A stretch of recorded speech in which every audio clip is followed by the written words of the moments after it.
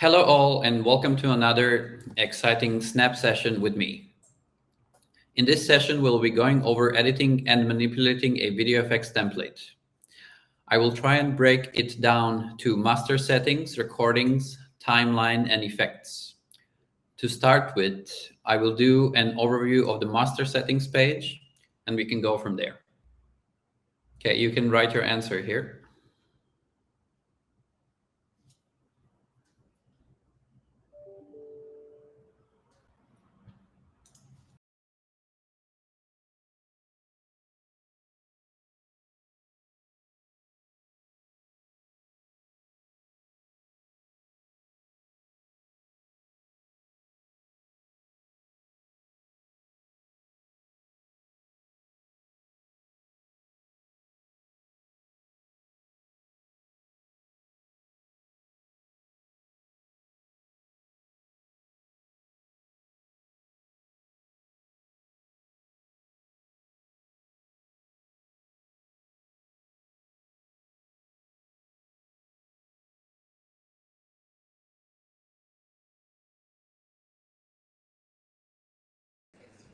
So before we get started, I would like to hear some of your questions and try and actually go over it while we are doing our VideoFX templates.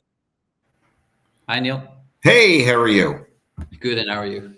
Okay, great. So anyway, the question I have is I have like 12 or 13 different booths. We're always trying to get different experiences. And I just picked up a Vogue booth. If you're familiar, it's the inflatable one. So it has, the tube lights. And I literally just got it the other day. I set it up in my house just to mess around with it. And I used just an iPhone to film it with Snappic. So I was getting a lot of like the flicker in the lights. I'm assuming that's just a setting, a shutter speed or something along those lines to make it nice and smooth. I know exactly what you mean. And when you get a flicker, it's actually something that is called an fluorescent light effect. So the way that fluorescent light works, it works on about 50 hertz. And the way, depending on which slow motion you were using, if you were using a slow motion that is 120 frames, which is about 120 hertz, that flickering cannot match the 50 hertz. So it's just doing that. So the only way to adjust something like this is to go to your VideoFX template, set all slow motion to half. And then when starting the photo booth, you would actually go and in order to actually match the 60 frames and 50 hertz, so it's very close, you would need to go and put the stabilization on to one that's going to give you the 60 frames, which is the cinematic extended, as it can work with half speed. Okay, so use cinematic extended for that one. Yeah, but you would also need to go in the VideoFX template and set it to half speed so that you don't get like the loss of frame if you have a higher slow motion. Now, if I wanted to do a video where basically just, I don't even care so much about the slow-mo, but where I just wanted a couple of different cuts, I don't know, there are a couple of templates like that. If I was keeping it at regular speed, then I should be okay, correct? I shouldn't have any... you will be 100% okay. The only thing is that if everything is set to 1, then the iPhone camera will just record at normal 60 frames or 30 frames, depending on what it's set to. But if you want to avoid any flickering, then you can even select one of the dual or single cameras if recording at 1x. Yeah, I mean, I'll be using an iPad when I do it. I was just testing it with the iPhone. Okay. So would it make a difference if I use the iPad actually front camera or a GoPro? Would that make a difference in terms of the flicker?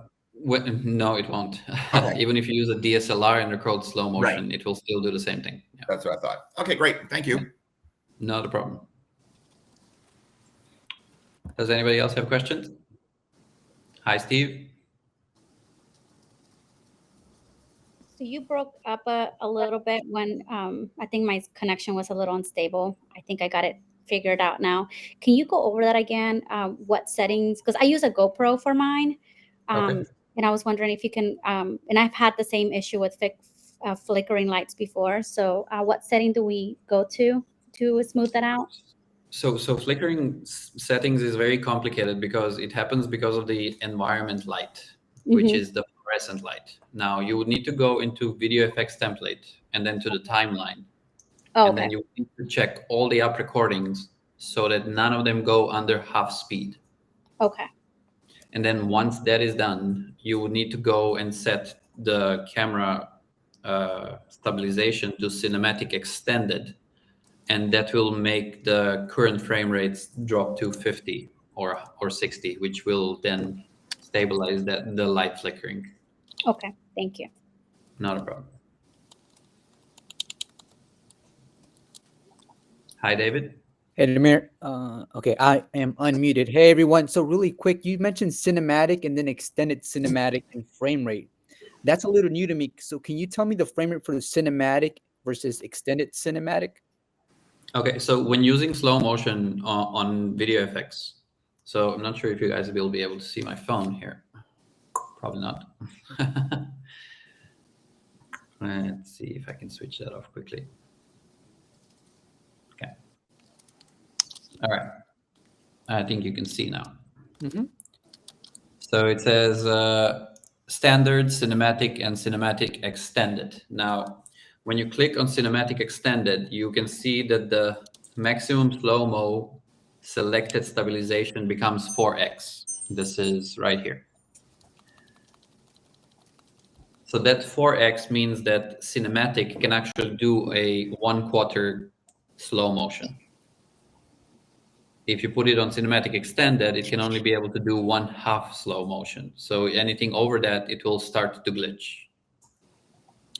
Okay, I thought that the cinematic and extended cinematic was the amount of stabilization being applied to the video, because I noticed there's more of a delay. So I thought maybe it was buffering the memory so that it would get the anti-shake feature to go on. And I thought that was okay. You're correct about that, but you won't be able to use specific slow motions the higher the stabilization goes. Right. So just to understand, cinematic versus extended cinematic. If I use cinematic, then I would use more slow-mo, mean higher the slow-mo rate, versus if I use extended cinematic, I would have to like maybe reduce it to half the speed to get smoother recordings. For the extended, yes. Okay. So this cinematic means extended says 2x, which means 1/2 speed. Okay. It means so if I'm using a DSLR camera and I'm using a high frame rate, can I manipulate the smoothness by turning up my shutter speed? So let's say that you're recording in 120 frames. Okay. You shouldn't set your shutter speed under 1/125. Right. If you're recording at 60 frames, then you can set it up to 1/60. Okay. Thank you for answering those questions. I appreciate it. Yep, not a problem. Is there a place that we can find some of this information online? Because I've looked for some specific settings for GoPro. Okay, can I ask you please to press the button and speak? All right. Hey there, can you hear me now? Yes, I can. Okay, I was trying to get this question in. So I'm a new business owner. I just got the 360 booth today. I wanted to get some guidance on if I should go with a GoPro or an iPhone. And in any case, do I need a sharing station, or can like the guests receive their images without me having to buy additional equipment? Okay, so all these questions should be addressed at the end of the class, because the class will concentrate on VideoFX templates, but I'll quickly answer the question for you. You will definitely need an iPhone, which will be used to either record a video. If you purchase a GoPro, it will be an additional camera that can record and use the videos on that specific iPhone. You will be able to share directly from the recording device, which would be your iPhone in this case. If you need a share station, this would usually be used to elevate the busyness around the booth. So when people are done recording, they don't need to stay by the photo booth. They can actually go to the share station and share from there. So it will all depend on your setup. Got it. Thanks. Yep, not a problem. Okay. I'm not sure. Yes. Hi. Hi. I was wondering if you guys offer the QR trigger function. QR trigger, I'm not sure what you mean, but we do have something that's called contactless, which means if you have a fully automated booth or a booth with a remote, once guest sets up a session on their phone, they'll receive a QR code. They can scan it on the photo booth, and the session will start automatically. Now, if you have, Yes. is that the one you're Yes, asking? that was my question. Okay, it's called contact. Contactless. Gotcha. Yeah.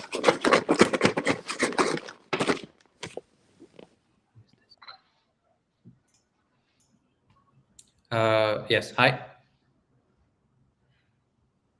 Hi, is that me? Yes, that's you. Okay, perfect. Thank you so much, folks. Appreciate the opportunity to come up here. I had a question with the VideoFX. I've been trying to get better with the AI segmentation. I'm having a big, I mean, it's not a huge problem, but I'm wondering if it could be smoother.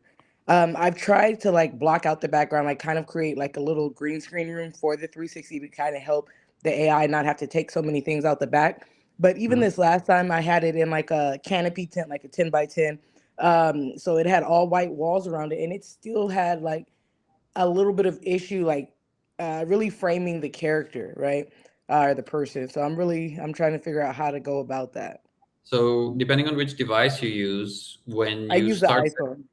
okay, depending also which iPhone, because AI segmentation takes a lot of resources from the phone. So if you go, once you press start photo booth, and then the new app, it says processing. I'm not sure if you can see here. Kind of. Your circle's very small, but yes, sir. Oh, okay. So let me see if I can get closer there. Okay. Okay. Yes, sir. Thank you. And then it's going to say performance and quality for the background segmentation. And then you have faster, balance, and slower. Now, if you go faster, then you will have more of the items getting picked up. And if you get slower, it will take longer to render, but you'll get a better result. Heard. Thank you. Would you be going over how to put it into your event? I had a hard time trying to make sure my video was the right file and just getting it in the right Let's time do that frame. at the end of the class when I go over the class that I'm actually going to do right now. Heard. Thank you, sir. I appreciate your time. Not a problem. Anybody else related to VideoFX? So for the master settings page, we are going to go over the master settings, resolution, overlay, soundtrack, and preview. I'm going to explain a little bit more on that right now.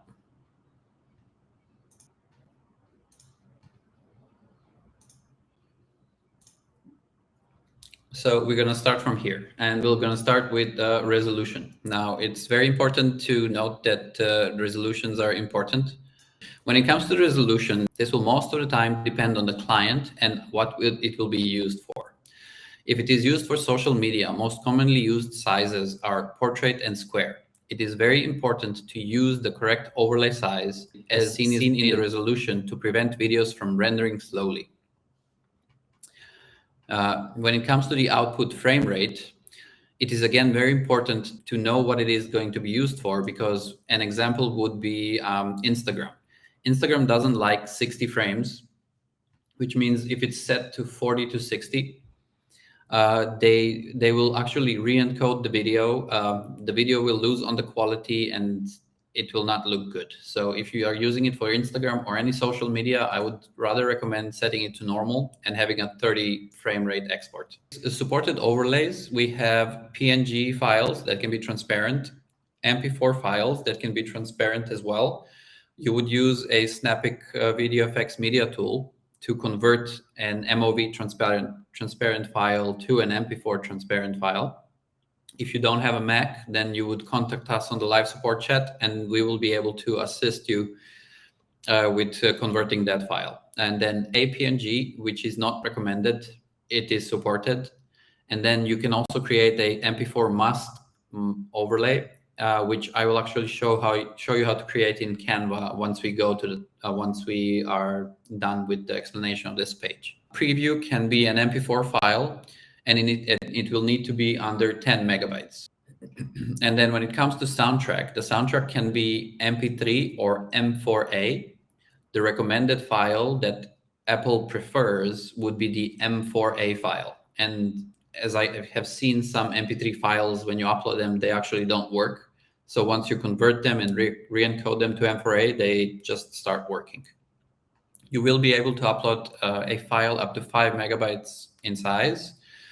And it is recommended to have your soundtrack not longer than your VideoFX template. So let's say your template is 20 seconds. I would recommend also trimming your audio to this 20 seconds and selecting the best part of that soundtrack that you're actually uploading there.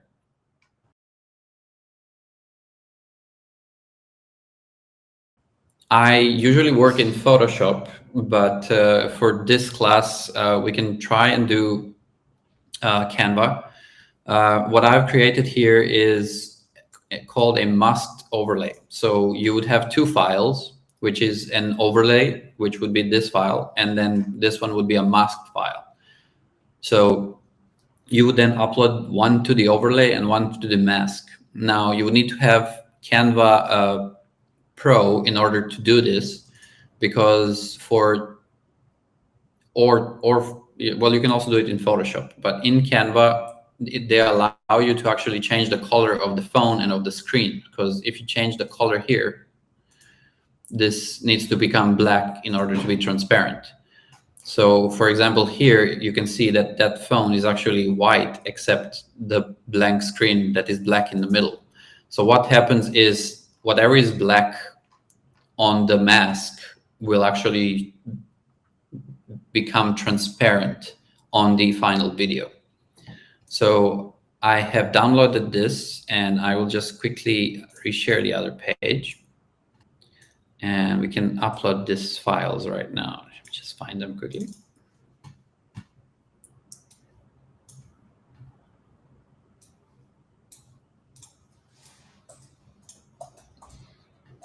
Okay, let me know if I need to zoom in this page a little bit, if you can see it better now.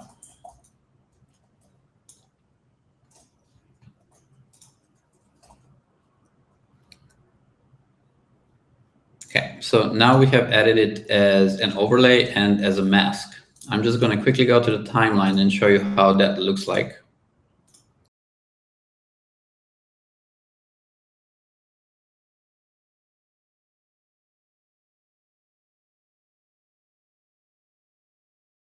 Okay, so there it is. Now, I'm going to go over this template and how to actually adjust your recording to get into to get smaller, so that the recording is actually inside of this phone. But let me just continue from here where we stopped. Now we're going to pass on to the recordings page, and then one recording and multiple recordings and the use.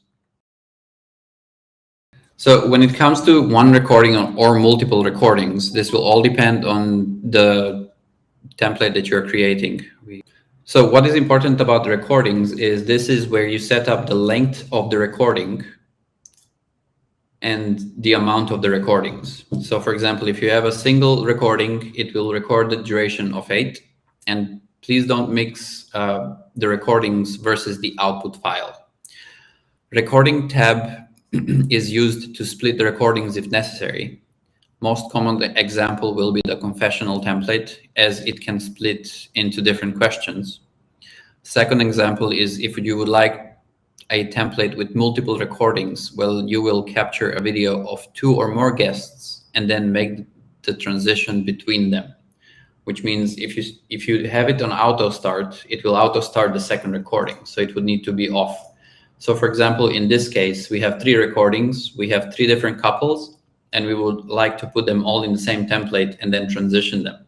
So what will happen is you would have the first couple step on the booth, you will record the first one, then it will stop the recording, then they can come off, you can put the second one, you can start the recording, and so on. You will do that for all 3 recordings. For now, for this template, I will only use 1 recording. And then we will continue from there on creating our VideoFX template. So the VideoFX timeline, playback, and effects. We will go over all 3. And this is going to be a little bit longer now, because now we are going into nitty-gritty editing of videos. Timeline is used to edit a recorded video, and it will tell the recording video how long it will be in a specific segment of the video, as well as which effects are added to it, such as slow and fast motion, freeze frame, and much more. To start with, we will be adding a couple of segments to the timeline and telling them what to do. We will create a simple VideoFX template which will implement a boomerang control, freeze frame, slow and fast motion. In this, you will learn how to navigate the timeline and know where the start of the segment and the end of one needs to be, and vice versa. How to add basic effects to the template and how to save template for later use. So in this case, we'll create a quick, just going to make this screen a little bit larger so we can see it fully. Okay. I will add a couple of elements, let's say 2 app recorded videos and a freeze frame. And then we can add another app recorded video here. And we can start learning how the timeline works. Start from here. The difference in the elements that you can add, you have app recorded video, confessional, 4 up, 3 up, freeze frame, and uploaded video. App recorded video is the recording that the iPhone has made, and then it can be made into segments and manipulated. Confessional template will allow you to, once recording your voice, it will allow you after a specific time to actually stop the recording. Instead of going for all 30 seconds, you will be able to adjust that specific confessional to last for minimum of 5 seconds and maximum of 30 seconds, in which case somebody will speak and they will go, okay, I'm done. And they'll say, okay, 10 seconds, I can press stop. And then the video will be 10 seconds. 4 up will allow you to split the screen in 4 and then add different recordings or different parts of the videos to all the 4 up. Freeze frame will just freeze the frame, specific frame in the video that you add. And this freeze frame will then be able to also manipulate on how long that freeze frame will last as well. 3 up is similar to the 4 up, and then uploaded video is your personal video that you would like to upload to the template. So what we can start with is we'll start from advanced settings and the playback, because this is the most important part on navigating your timeline. So we started from recordings and we told the recordings, okay, we want you to record for 8 seconds. So we will use this 8 seconds and we can manipulate it on this timeline. So let's say we'll start with the first one. We can pull it back to about 2 seconds and tell it to go half speed. Now, from 0 to 2, that's actually 2 seconds and it's automatically calculated. So it helps on the timeline. If you pull it to half, you can see on the app recording video, this segment here became 4 seconds. So any effects that you would like to use for it, whether it is an animated overlay or an animated background using AI segmentation or green screen, it would need to be about 4 seconds exactly. Now, the second one, we can see that it returned to the normal 0 to 8 because that's the recording. We will tell it go to 2 seconds here so that when you start from the first one, it will just continue the playback along. And then let's make this one about 3 seconds and tell it to go half speed, times 2, which will speed up the playback. So we'll have half speed here and then double the speed here. And then we'll tell freeze frame, freeze at 5th second. So we'll find the second number 5. So we are looking at this. This is the right side of this 5 seconds here. So it freezes exactly at that frame. And then we can leave the freeze frame duration at 2 seconds. I would actually put it to 1, so it's a little bit shorter. And then on the last one, number 4, we will tell it to start from that second number 5. And then go, let's put that one to be about half a second. And we'll put it on half speed. And we'll make a small ramp up after that freeze frame. So we'll put it, this one became 1 second, and then we'll add another app recording here. And this one ended on 5.5, so we can move this one here. It's 5.5, and then we can also put it on about half a second here, and then we'll put it on a quarter speed slow. And from this time here, I can see, okay, my recording is too long. It's 8 seconds. I'll just drop it down to 6 seconds. And then I can go back to the timeline. I can see there, okay, that's great. And then from here, I will add another app recording. But in this case, I will tell it to reverse. So then I'm looking at the timeline from the back to the front. So now it will go all the way to the 6th second and then go back to the 5th second. I'm just going to keep it at half speed. Now we're just going to preview the timeline and see how this looks like.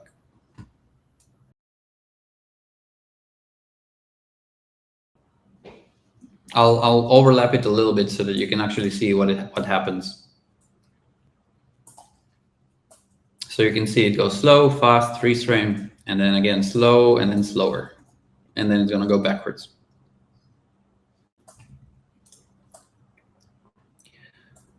So in order now, because we have a recording that is a full frame, and once we preview the timeline, we actually have that iPhone very small in the middle. What I'm going to do now is I'm going to show you how to build a custom effect called frame adjustment. And then we'll adjust that frame so at least it matches close to what we are looking for. So for example, we will say the width is about 600 on this one, and maybe 700. And height, we'll put it on about 1.5. Okay, and then from the X, we can push it to the right about 150, I guess, 160, 200, right, somewhere there. And then we'll pull it down a little bit, and we'll push that also by 200, I guess. Yeah, so that's somewhere there. So once we save this, because it's only added to the first app recorded video, let's preview it quickly.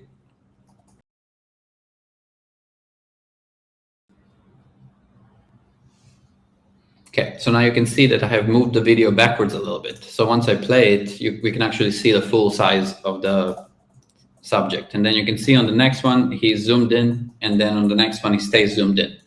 Now the best way, because we have made the first one, we will go into frame adjustment.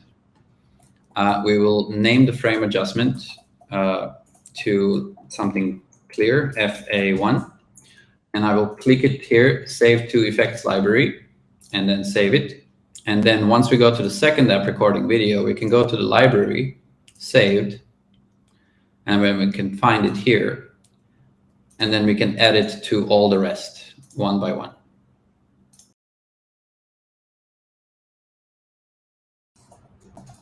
Okay, we can preview that quickly, and we will see that all the frames have moved backwards, and you have a great video where you actually have an overlay where you can actually place your frame and still see the full subject once recording it.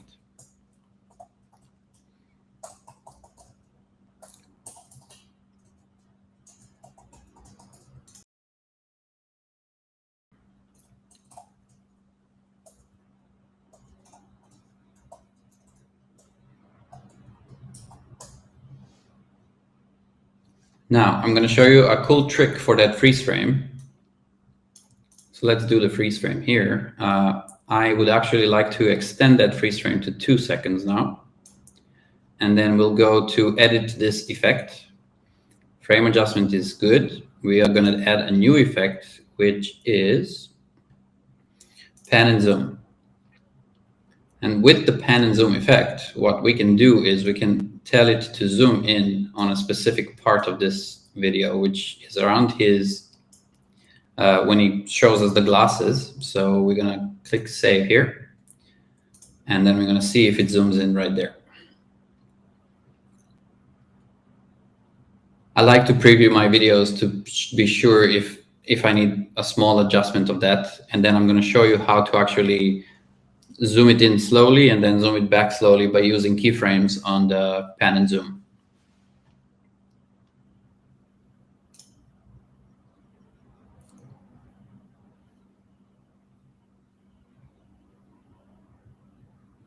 Okay, we have zoomed him in really, really close.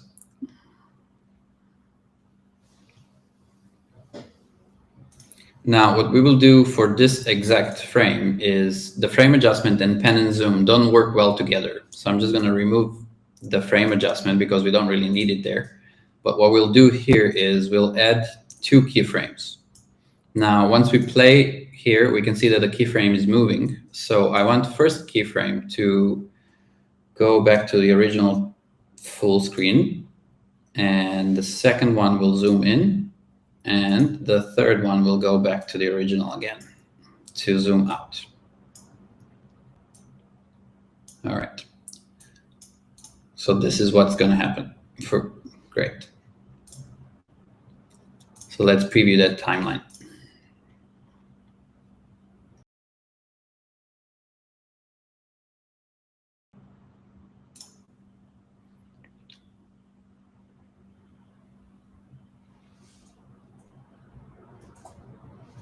Of course, we could make that a little bit better, but I hope that everybody understands what I've just done.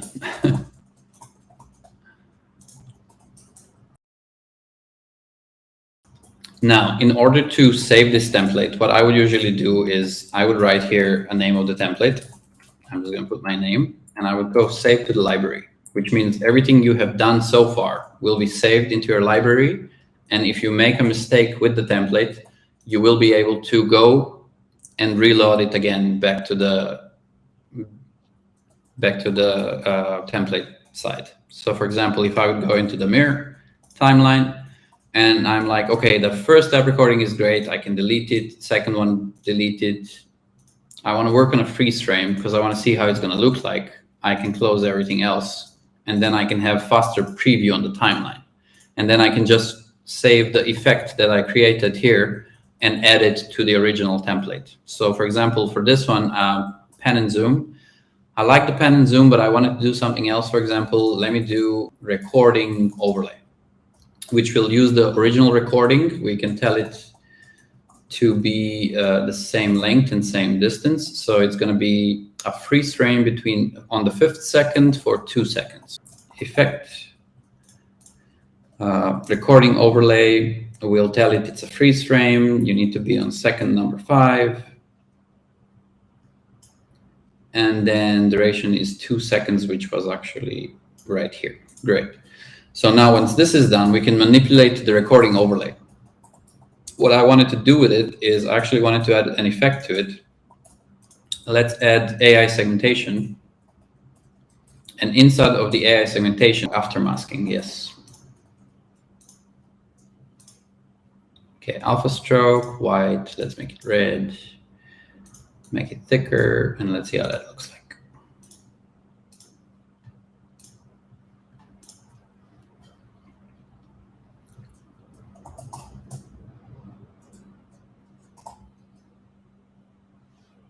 Okay, now we can all see the line around him. It's very white. What I'm going to do now is just to make it simpler for everyone, I'm going to remove the overlay. And then we can preview this correctly here.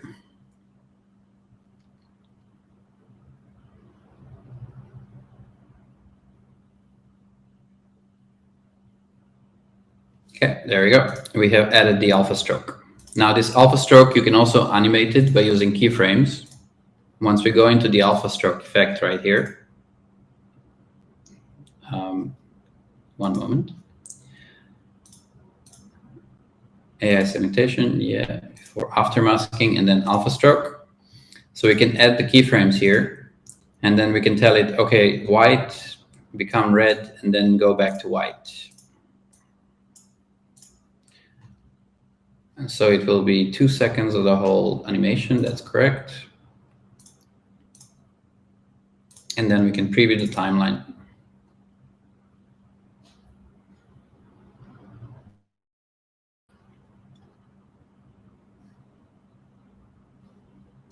And once we play it, we can see it changes colors.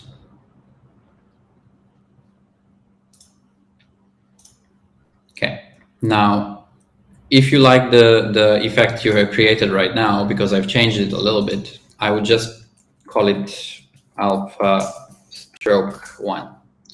And then we can again save it to the library and click save here. What I can do now is click save, this template is done, I don't like it anymore, I can go to my template library, save templates, and I can find the one that I've just saved. You can see everything is saved there, timeline. I can go to my freeze frame and I can go like, okay, I don't like this one anymore. I'll just delete it here. I'll go to my template library and then I'll add the new alpha stroke that I created. And then we will have, let me just remove the master settings so you can see how it looks like.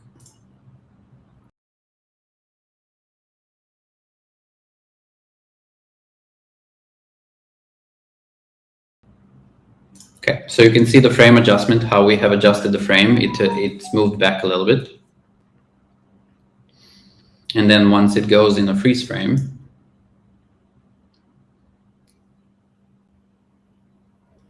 it's going to change the colors and zoom in a little bit. And then it's going to go back and continue. Okay, so those are the basics of the timeline that I wanted to show everyone and the basics of working with effects. Now I'm just going to go a little bit more over the effects part, just so that I can explain it a little bit, because it will take another hour just going over the effects. I have them as 3 different effects. So we have easy effects, medium effects, and hard effects. Easy effects are usually effects that don't have any settings, and you will just add them and they will just work. Medium effects are the ones that are just a little bit harder to use, but much easier, because you need to use either keyframes, or you need to upload like a green screen background, or you need to isolate the color. It's like that. We would need to go over. Next class, I will try and concentrate on effects so we can actually learn what other effects do. And then the hard effects, you would need to sit with them a little bit longer to actually learn what they do and how they work. For AI segmentation and alpha stroke, it always needs to be used together, as I showed it now in the video, because alpha stroke won't just work on its own. It needs to have a masked layer. So it needs to be able to project it somewhere. All right, I am ready for questions. And I will start by replying to the questions that were asked on the chat. It says, I would like to learn how to do the character reveal. Will that be covered? I can cover it quickly, but I do have a YouTube tutorial on how to do it exactly. The tutorial covers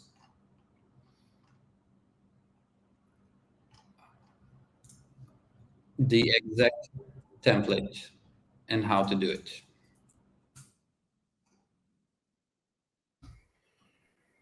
I guess I'll just kind of voice it out here. So what's the main difference between y'all and TouchPix? I wouldn't be comparing 2 different companies, because as much as we do the same things, we do it differently. So it will depend on who you are more comfortable with using. Snappic, from my side, I can say we have a 24-hour support, 6 classes per week on how to create an event, 2 classes per month for Snap sessions. The one that I'm doing will be every single month, and every single month you can learn something new. And then we also offer 2 one-on-one classes where we can go over advanced settings on Snappic, depending on what exactly you would need. So, for example, if you are struggling to create the tutorial on animated overlay and creating the template for the character reveal, and you're not sure what you're doing, we can jump on a call and we can do it. But other than that, I haven't tested TouchPix in order to be able to speak about it. Got it. Thank you so much. Last question. Are there any issues with the GoPro integration? Since I noticed it was kind of a beta. It will stay in beta because they always release new features on GoPro. For example, GoPro 12 came out and they didn't have all the library files, so we had to upload them, but the new update fixed that. The main issue from the GoPro is battery running out, and then you just need to reconnect it. Got it. Thanks. Not a problem.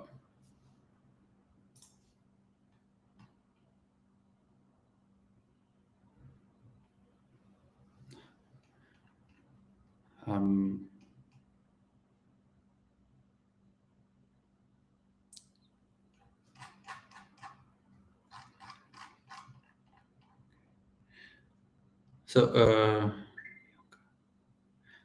Bianca, did the video answer your question? Would you like me to actually go to the template and show you how the template looks like? Oh, not a problem. Great. Okay, Johnny, for the adjustment frame, are there any tips on how to correctly place the video into the right position you are aiming for? Or yeah, of course. Like for example, if you open Photoshop and you are creating a template and you know the exact specifications of the X, Y, and the width and height, you will be able to exactly place it where it needs to be.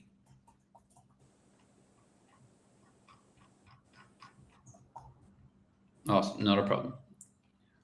You can push the button if anybody would like to ask questions. Hi, Mimi. Yeah. You need to press space and speak. Sorry, quick question. And this is a little bit more regarding about the hardware. So I run mine on a old iPhone and a GoPro.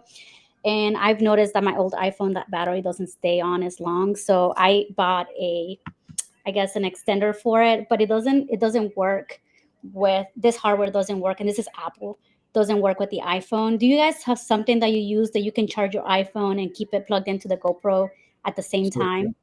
That's the problem. The GoPro doesn't allow the cable that you have. They only allow the direct cable connection if you use it. And that's the one that I have, but it's just, it dies so quickly. Okay, thank you. Appreciate that. Have you considered connecting GoPro wirelessly and using the LTE from the phone for sharing? And then you can charge it directly? Sorry? It hasn't worked for me. It always disconnects. When you say it always disconnects, what do you mean? It doesn't allow it to connect. It'll start connecting, and it'll say there's an issue with the device, the connection, and it won't connect. Okay, so do you have Quick app installed on your iPhone? Mm-hmm. Uninstall it. Okay. And then try connecting again. Okay, I'll try that. It could be keeping the connection with the Quick app, and then it doesn't allow it to wirelessly connect. Okay, I'll try that. The only important thing is which GoPro you have? This is the Hero 10. Okay, I have the 10 at my place also. So you would swipe down right, and then connections, and then go to that Quick app connect, and then you would try and connect to the Snappic app. I haven't had an issue connecting with wireless, so it's very. I really want it to fail so that I can see what people are going through. Yeah, but I'm happy to send you my screenshots, but I don't know what's installed the Quick app, so maybe that's why I never had the issue. I will try that. Okay, thank you. Not a problem. Works.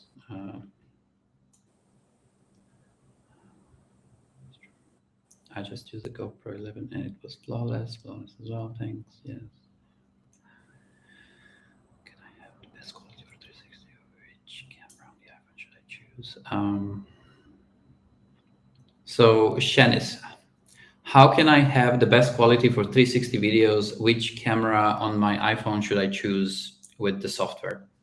When you open your Snappic app, you should always choose the back camera on the iPhone, and you should always try and choose either the wide or the ultra wide camera.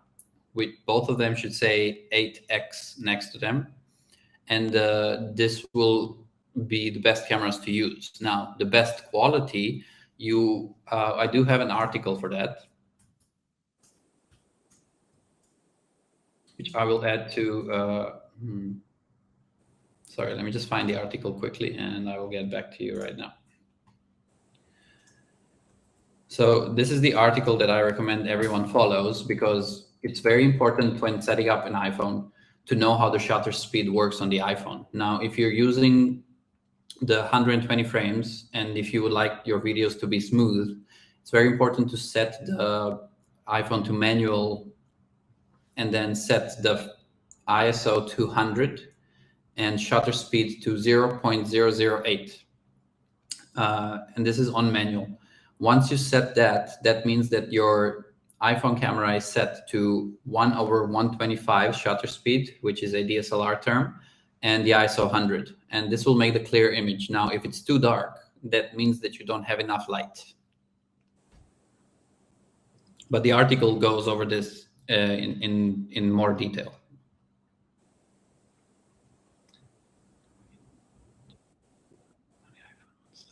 Unfortunately, once rendering started, you can't stop it. So you can still click cancel while it's recording, but once it starts rendering, the only way to stop it would be to close the app. Is there any specific reason why you would try and stop rendering?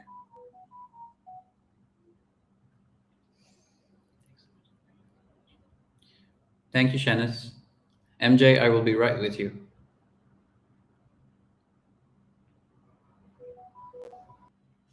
Do you have some GoPro settings? For the GoPro settings, because I have it here, I started working on it, so it will also have an article. So I made an article for Canon. I made an article for iPhones and iPads, and I will be working on an article for GoPro as well as Sony for taking photos, because they have some specific settings and they need to be done on the camera itself. MJ, you can speak. If you are muted, you can press space to unmute while speaking.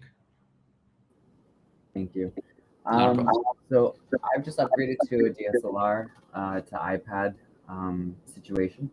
And last night I was playing around with the test mode, and this might be a little bit silly, but it was telling me that the reason that it was connecting to the camera, but the reason that the burst and video selections weren't working was because there's no memory card in the camera. Do I need a memory card in the camera even though it's connected to the iPad? Interesting. Which camera are you using? EOS T7, I believe. Okay, so I wouldn't know if it was working by taking photos, but yes, you do need an SD card, because it will need to pull the pictures from it. The only camera that doesn't need the SD card, which is Sony, but they also don't allow video. Okay, cool. So I've already ordered the SD card. So once I put that in, it should work fine. Oh, it should work fine, yes. Awesome. I would also recommend upgrading to a mirrorless camera when you can. Yeah. Yeah, I'm looking into that, saving up for that. Great. Thank you. Thank you, MJ.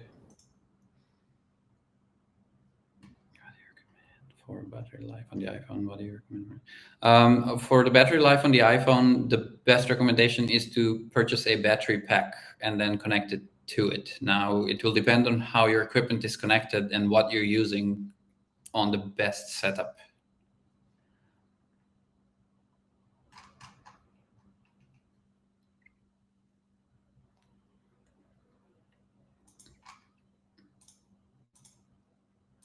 Does anybody have any other questions?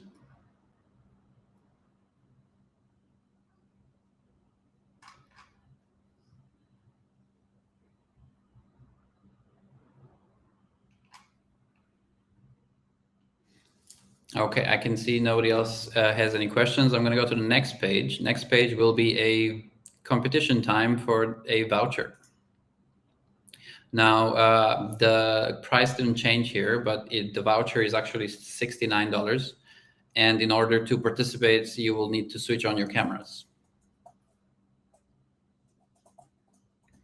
Thank you, Mimi. Is there a reason why you were actually trying to stop rendering?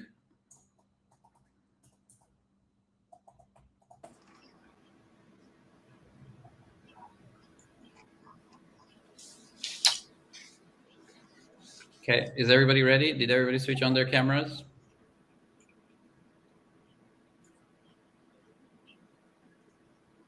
All right, I'm gonna do the spin right now.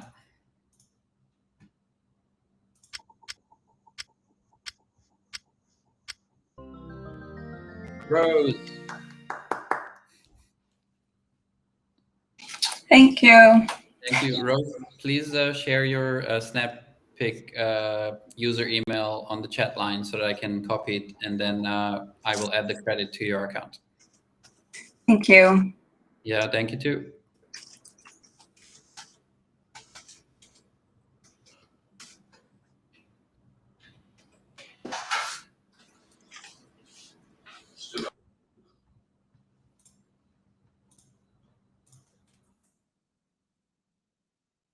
Does anybody have any other questions? If not, we will be done with the session.